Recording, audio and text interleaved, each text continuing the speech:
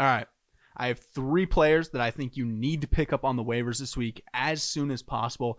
And if you're one of those people that just sits on their FAAB all season long, dropping $1, $2, $3 bets here and there, this is the week that you need to fucking blow your load, because these guys could seriously help you in the long run.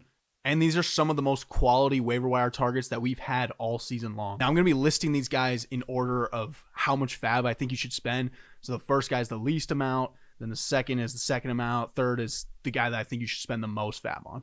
So let's get right into it. The first guy we got here is Cleveland Browns wide receiver Donovan Peoples-Jones. I'm saying that you should put 25% of your FAAB on this guy. He's had double-digit points in 4 straight games. And if you go back even further to 6 weeks, because there's a week in there that he had 9 points. So if you round that up to 10, because it basically is 10, then he's really had 6 straight weeks of 10 plus points. So he's consistent as hell. And the reason I'm only telling you to get him now is because last week he really flashed his upside. He had 5 catches for 100 yards. And he's been having all his production with Jacoby Brissett at quarterback, who's been playing fine.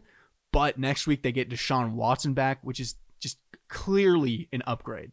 And Donovan Peoples-Jones is a 99th percentile athlete, one of the most explosive players to ever come out of the combine. So I think that with now Deshaun Watson coming back, he could put up some serious numbers in the second half of the season. And I just think he's a super solid flex going forward. All right, the next guy we have here is Chiefs running back Isaiah Pacheco. I'm saying you should put 40% of your FAAB on this guy. Isaiah Pacheco showed last week that he has completely taken over this backfield.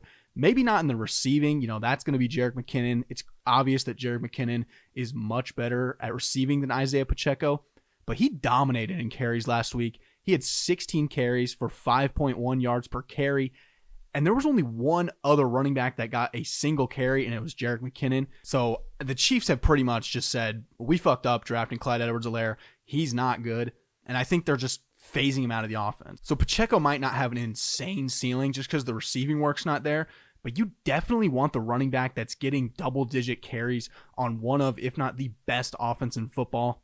And if you need to grab him and you need to win and you need to play him this week because you're hurting at buys, you can go ahead and play him this week because he's going against the Chargers, who are bleeding points to the running back position.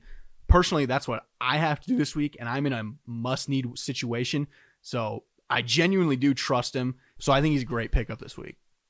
And the last guy here, the guy that I'm saying that you should spend 60% plus, you could even go higher than that, of your FAAB on him, is Colts wide receiver Paris Campbell. He's averaging 10 targets and 20 points per game when Matt Ryan is the starter over the last 3 weeks. And I think it's safe to say that Matt Ryan is going to continue to be the starter. Sam Ehlinger started for a little bit. They were trying to see what they had with him. Turns out they have fucking nothing, because he was the worst quarterback in the league statistically when he was playing. And I don't think it's crazy to say that Paris Campbell will lead the team in targets, receptions, yards, and fantasy points down the stretch. Michael Pittman, he's awesome, but, well, first of all, is he really awesome? I don't know if he's really awesome, but I think Matt Ryan and Paris Campbell obviously have a much better connection than Michael Pittman and Matt Ryan.